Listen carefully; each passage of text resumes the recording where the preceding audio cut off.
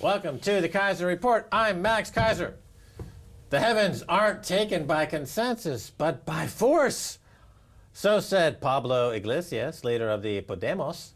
Hello, Spanish people! This is all going on in bankster-occupied Spain. Meanwhile, in bankster-occupied Britain, Stacey.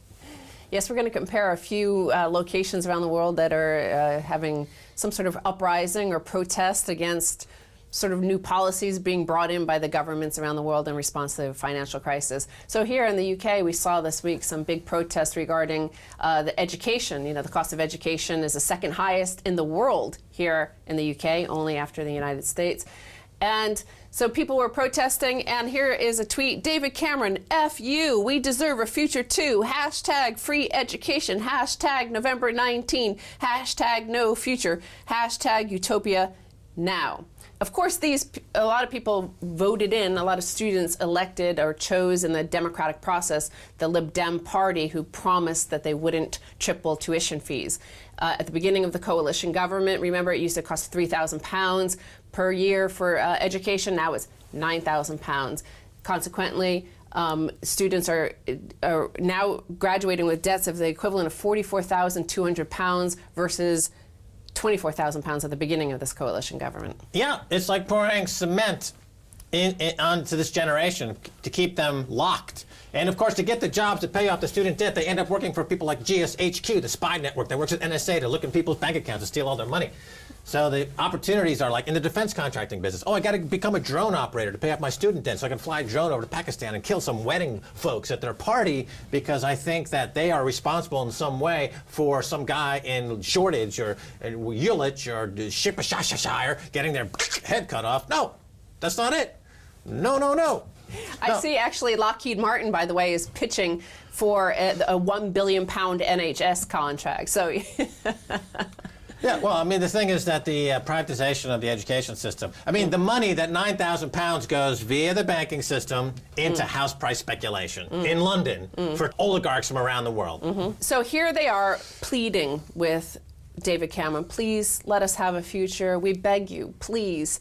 But at the same time, earlier this week, at the same time that these people were protesting, Tories were in Rochester campaigning against Mark Reckless, the former conservative who changed over to the UKIP party, and therefore they had a by-election. Well, the headline reads, "A reckless vote will make your home worth less," Tories tell Rochester voters.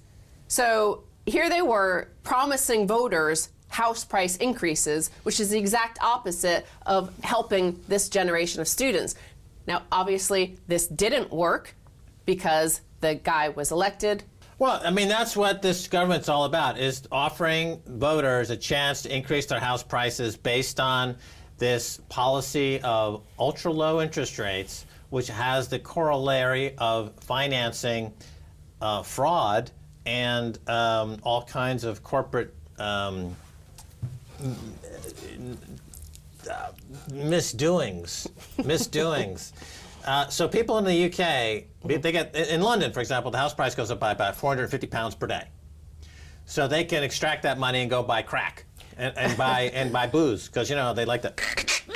They get to vote for the Cameron and the coalition to get their house price up by £450, and they go to the bank, HSBC, and they take out, you know, and they go down to the off license and buy some crack and booze and like, I'm British, wee, then they vomit, and I see it every single day all over Soho, piles of vomit. I mean, in France, you've got dog poop, but in Britain, it's human vomit. That's what defines the British people here. Well, we've covered often this notion of the share buybacks, liquidating companies. And this is also the housing stock buyback, using borrowed money, just like Wall Street is doing, and essentially liquidating the economy, because it's becoming a rentier economy, which has no real economy with which to produce wealth. Well, that's an excellent point. Let me reiterate that point. It's so frickin' good that in America, stock prices are goosed by buying back their own stock. They're not with borrowed money. With the borrowed money, but they're not investing in capital goods. They're not in CapEx. CapEx down. They're not. It's not going into wages. Yeah.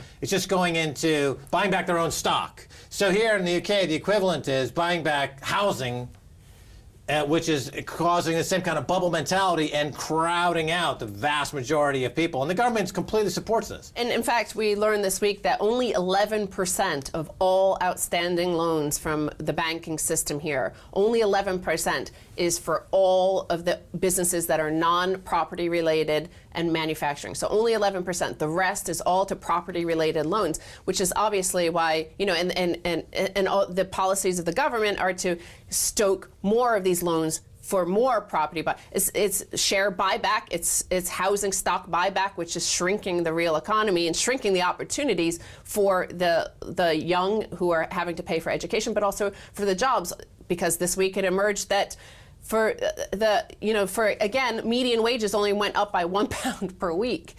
Right, well, just like which is the lowest since the 90s. The average graduate has to take a job with the military to pay off their student loan because they're the only ones paying, so you can't get a job as a professor or a nurse or a fireman. They don't pay enough to pay off your loans. The country itself of Britain, to pay off the debt. Remember, under Osborne, the debt has increased by almost £1 trillion under Osborne.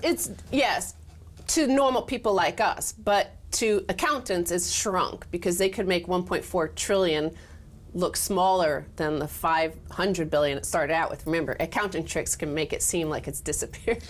Right, but I'm saying that, in this country of Britain, because the whole country is as indebted as students graduating from university, they end up on that other end of the telephone when America calls and say, bomb these Pakistani people, bomb these Afghani people, go kill these people. Survey your people. Go survey your people. So they've lost their sovereignty because they're in such incredible debt. Because to pay off the debt, they have to do what every frickin' psycho Pentagon idiot wants them to do. They have no. I mean, it's pathetic. And then they end up being laughed at because here in another story of a bailed out nation, which is Ireland, which bailed out. It needed a bailout, by the way, for no reason. The government decided to bail out unsecured bondholders of Anglo-Irish Bank for some reason. We don't know. And you could look it up yourself. But what happened is here, a poll, Germans say Irish took austerity lying down. What do you think? The Germans in a poll are mocking the Irish for having no backbone. The study carried out by Red Sea found that 60% of Germans think that the Irish public did not show enough opposition when the country was bailed out. Right, and in Ireland's case, it's not like tuition fees went up, and so that generation, tens of thousands of young Irish people didn't have to endure a higher tuition fee. They simply got on a plane and flew to frickin' New Zealand, to Australia, to Canada, to America. They lost tens of thousands of this generation. So the economy, comparatively, is doing quote-unquote better unless you include the fact that an enormous percentage of your population, the young, vibrant entrepreneurs of tomorrow, have left. And now you've just got corporate occupiers who take advantage of the tax breaks and a bunch of frickin' old ladies sitting around drinking tea, living on pension accounts that are being chopped in half because interest rates are so low. Not the old ladies. They're not being chopped in half. No, not yet. Not yet. But as soon as they run out of fuel this winter because of high costs of gas and oil, I'm sure they'll start chopping up old ladies and burning them down there at the pub with a pint of Guinness. Okay. Oh, there's old Granny. Set her on fire. Yeah. Obviously, they're now starting to protest about the water charges because, of course, there's, obviously a shortage of water in Ireland, I've never been there, actually, when it's not raining. But finally, we're going to move over to Spain, another bankster-occupied country, where we see the rise of Podemos and its People's Assembly. Podemos is a new party, started only a year or two ago, and it's already got 5 members of the European Parliament that they elected, and they've just held a People's Assembly, which was crowd-funded. And at this People's Assembly, Pablo Iglesias, he asked the crowd not to cheer during one of his speeches and declare that the heavens aren't taken by consensus, but by force. A new iconic moment in Spanish political history. So here, through the crowd is taking, not through violent force, but through force. They're not asking permission from the two parties. All of our democracies, whether in the US it's Republican or Democrat, you have to get with the permission of one of these party apparatus to run for elected office. Here they're saying, we are the people. We're going to kick out. He wants to catalog all the debt of Spain, of the bailout, and see which is legitimate, which is illegitimate, and wipe away the illegitimate debt. Things like this. Seize the day. Well, Spain is rocking the world of politics using crowdfunding. So what I just did on StartJoin is I just listed a new concept to get a legal opinion here in the UK, how crowdfunding fits in with UK campaign finance law. Because we're going to use crowdfunding to rock politics in the UK. We've got some candidates lined up, and more on that, in future episodes. Yeah, well, for example, I know Russell Brand says he doesn't want to run for mayor, but we could force him upon the heavens here. If the crowds just use a crowdfunding platform and install the leader they want, whether they want that's a good to be example. the leader or For not. example, if the crowd, and we got this thing funded, this legal opinion, crowdfunding in UK finance law, and then the crowd said, yeah, we want Russell Brand, let's say maybe as mayor of London, we could make it happen because the sky is ours to take. We're not waiting for permission. We don't need David Cameron to give us our blessing. He's not the frickin' Pope. I thought Henry VIII severed the whole relationship with the Pope. I mean, isn't Britain supposed to be, about not religious theocratical fanatics who behead people for HSBC like David Cameron does every day? I mean, isn't that what it's supposed to be about? What about the people? So if we want Russell as mayor of London, we can use a crowdfunding like Spain. Spain is now leading the revolution. The crowdfunding. So what Podemos did is they crowdfunded their People's Assembly. And the People's Assembly was held at the Palacio Vistalegre, the once spiritual home of the Spanish Socialist Party, but abandoned since 2011. It was no coincidence that Podemos decided to stage their first People's Assembly at this location. In their eyes, the Socialist Party long ago abandoned its roots as the defender of the Spanish working class, choosing instead to join the corrupt political elite. So that's the reason why we need to force new political structures, because the old ones, the old apparatus party political machines are occupied. Right. The mainstream politics in the UK is dead. So you have Nigel Farage is rising up. It's not, Nigel Farage is like an average politician, but against the backdrop of a political establishment that is so completely dead, he's got huge traction because he actually has a pulse. Yeah. Unlike the Tories, the Lib Dems, or Labour that are technically dead. Yes, There's but he does want an NHS privatized, and now we know that Lockheed Martin wants to run some of the NHS. Okay, well, if someone's going to go up against Nigel, they've got to go crowdfunding and do something against Nigel. Forget the mainstream party politics. They are all freaking dead. All right, Stacey, we got to go. Thanks. Podemos. Podemos. Hi, Spain. Stay tuned for the second half. A whole lot more.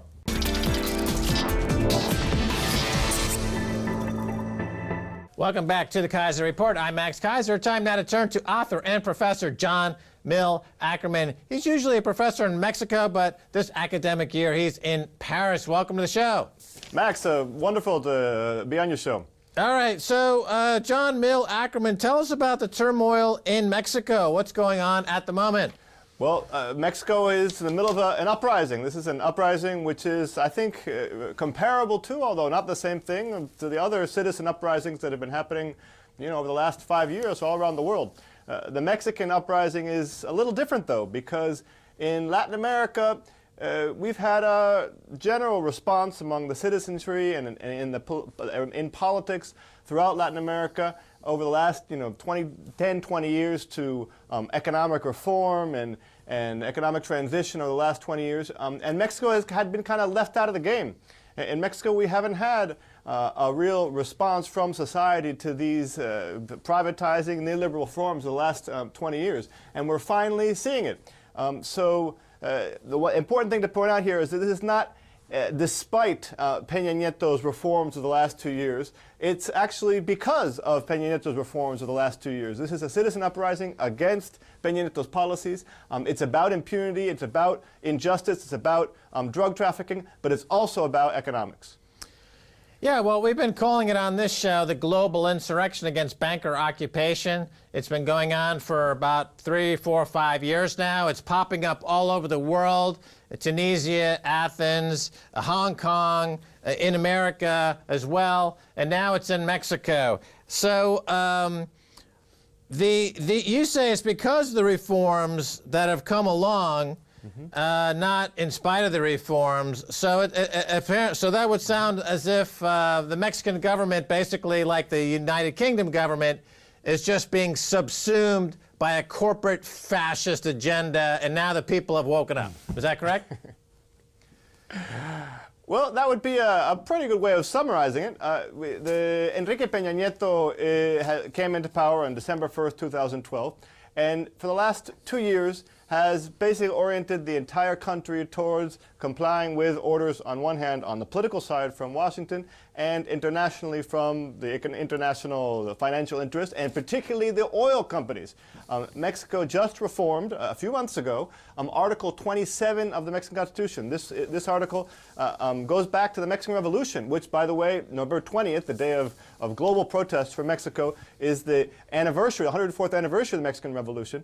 And this Article 27 is what allowed, in 1938, Lázaro Cárdenas, which was the great state builder of historical Mexico, to nationalize the oil companies and to send out the international corporations and the foreign governments. And this was actually the centerpiece for the Mexican welfare state. Thanks to that oil expropriation in 1938, Mexico was able to build grand universities like the National University, healthcare, public healthcare systems, education also at the elementary school level, infrastructure projects. And what Peña Nieto has done over the last year is basically cut out that nationalization. He's in the process of privatizing the oil, and oil amounts to 1/3 of the national budget in Mexico. So this means cutting out. We already had problems with social welfare, but now we're going to have to cut it out even more. So this is really a popular insurrection, not only about the justice for the kids, which is very important. Injustice, crime, narco-trafficking has taken over Mexico, but it's also about neoliberal reform and a response to that. And like I said, Mexico had been out of the game. There has been this sort of pink tide throughout Latin America, everything from Brazil to Venezuela to Chile to Central America, El Salvador, Bolivia. But Mexico had sort of experienced no change, and now the people are demanding to be part of this change in Latin America and in the world. Yeah, well, you talk about the narcotics problem in Mexico, the cocaine in Mexico, and this global insurrection against banking occupation. But to bring it back to the banks, we know that HSBC, a UK bank, was paid a fine for laundering money for Mexican drug cartels. They, by some accounts, would have a direct responsibility for the tens of thousands of beheadings. What do you make of the hypocrisy of, let's say, the UK government, where HSBC is domiciled, being outraged by beheadings that occur, let's say, in the United Kingdom? You know, they had one up in some nearby town recently, within the past few months. They're outraged by the beheadings. Yes. But then HSBC finances the beheadings for tens of thousands of people in Mexico, and David Cameron just sits there with his thumb up his swing and doesn't say anything about it. What do you make of the hypocrisy of all this? Well, this is a very good point. It's not only HSBC, of course. There is a recent case exactly in which HSBC was found to be laundering drug money in Mexico, as well as other sorts of crooked deals throughout the world. And they were fined, but they haven't been criminally prosecuted. They're too big to fail, no? So both the U.S. and the British governments haven't gotten to the bottom of this. And of course, by laundering money and by helping the drug cartels in this way, they are directly responsible for this violence in Mexico. There was a report, I think this was in The Guardian or The Independent a few years ago, which demonstrated how Wachovia Bank in 2007, 2008 basically bailed out the United States economy based on drug money.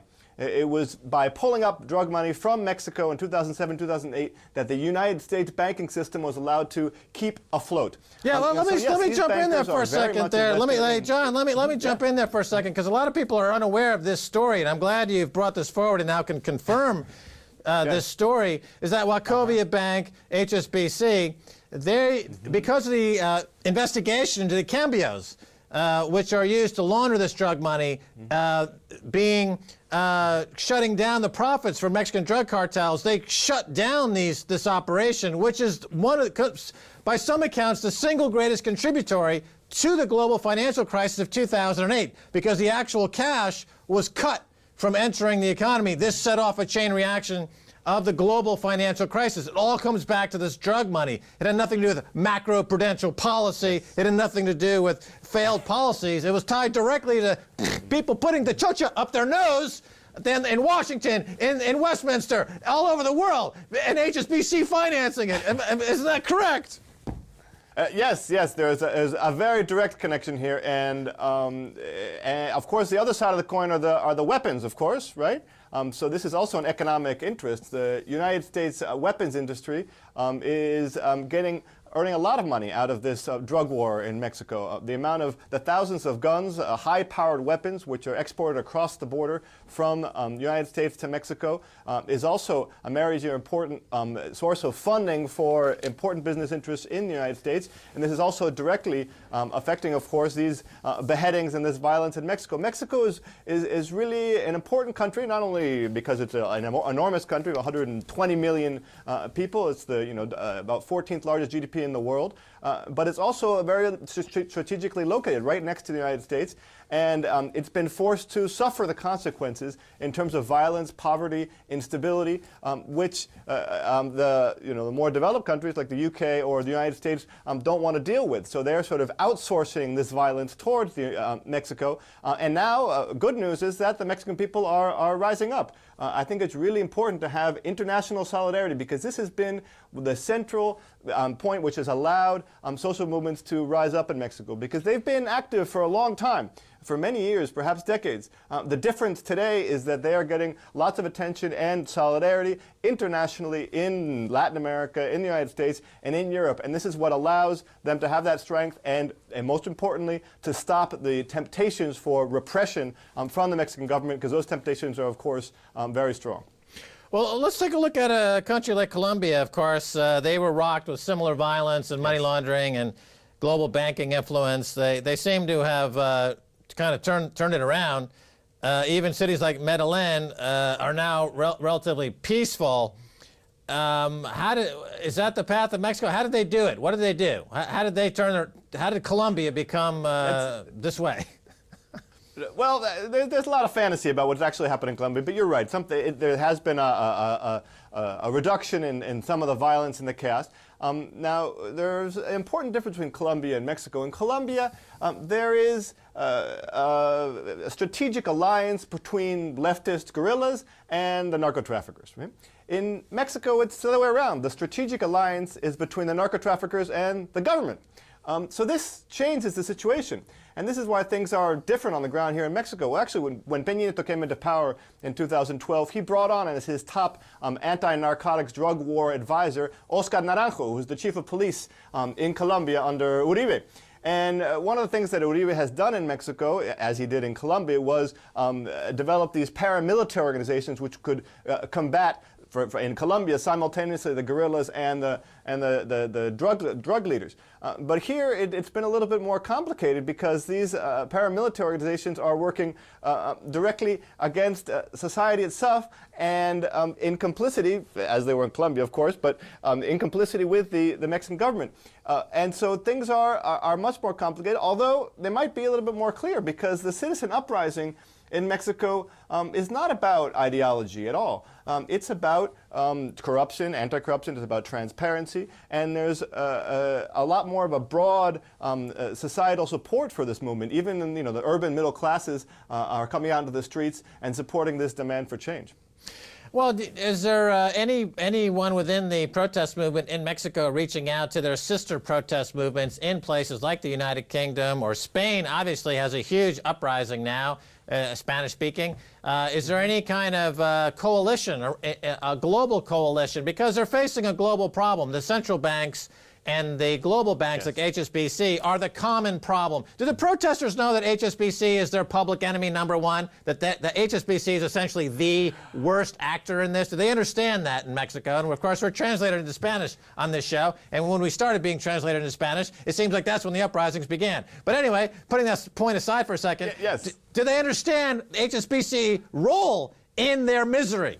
I think many of them do, many of us do. I'm a Mexican citizen myself. I think it's very important that we are talking here on your show. And yes, exactly, there is an international movement arising.